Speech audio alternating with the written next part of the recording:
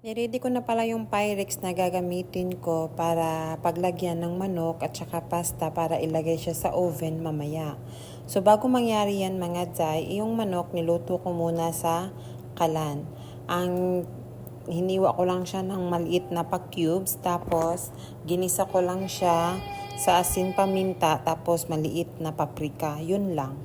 Tapos pina-brown-brown ko lang siya, tapos inalis ko yung tubig na magpo-produce sa kanya kapag niluluto mo. Tapos yung pasta naman ay binoloid ko lang siya ng 8 minutes, tapos inisit aside ko na din.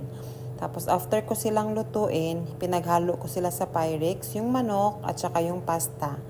Tapos niyan ay mix nyo lang para mas ma-mix siya dyan, at para mas balance yung pasta at saka manok kapag nandyan sa Pyrex at kapag hinalo na natin yung ibang ricado mamaya.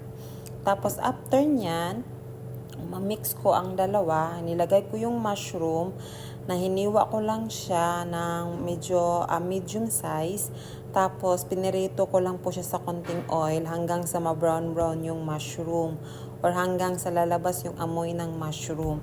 Kasi masarap po kasi na prituin nyo muna yung mushroom bago nyo ihalo kapag gagawa kayo ng pasta sa oven. Tapos ganyan lang, ihalo nyo yung mushroom sa chicken at saka sa pasta. Tapos after ng ipaghalo, tapos namnamin lang siya, tapos ihalo-halo lang siya ng ihalo-halo. Ano pala mga Zay, kunting asin lang ang gagamitin nyo sa manok. Tapos yung sa mushroom at saka pasta, wag nyo na pong timplahan kapag niluto nyo po sila. Tapos niyan, after niyan, maghiwa kayo ng cheese. Any cheese po na gusto nyo. Lagyan nyo lang siya ng mga apat na hiwa, mga ganon. Tapos ganyan. Kasi ako dito sa Middle East or sa UAE, ang ginamit ko ay kiri cheese.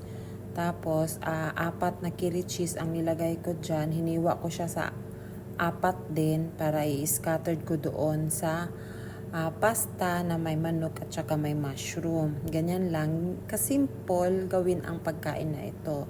Tapos after nyan, kung maghiwa ng cheese, tapos ilagay yung apat na cheese dyan.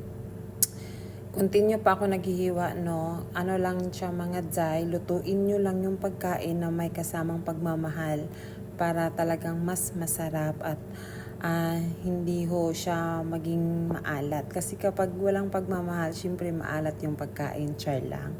Tapos after nya, nung naglagay na ako ng cheese, niready ko siya para paglagyan doon sa niluto kong spinach, or tawagin nilang, hindi ko lang alam sa Arabic, pero spinach po siya. Yung spinach naman po ay niluto ko lang siya sa onion. Ginisa ko yung white onion, tapos konting garlic, tapos cream, tapos yung spinach leaves, tapos nilagyan ko din siya ng konting milk.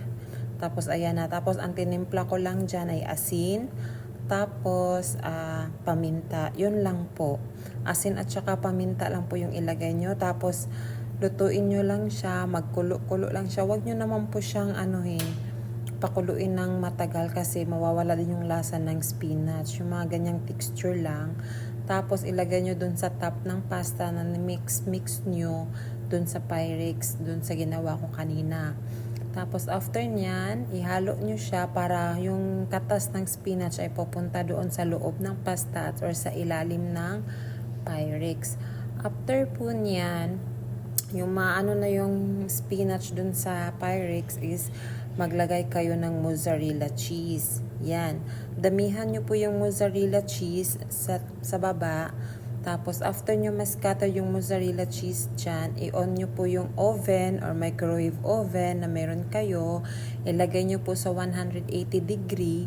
Tapos lutuin nyo po siya sa 30 to 45 minutes.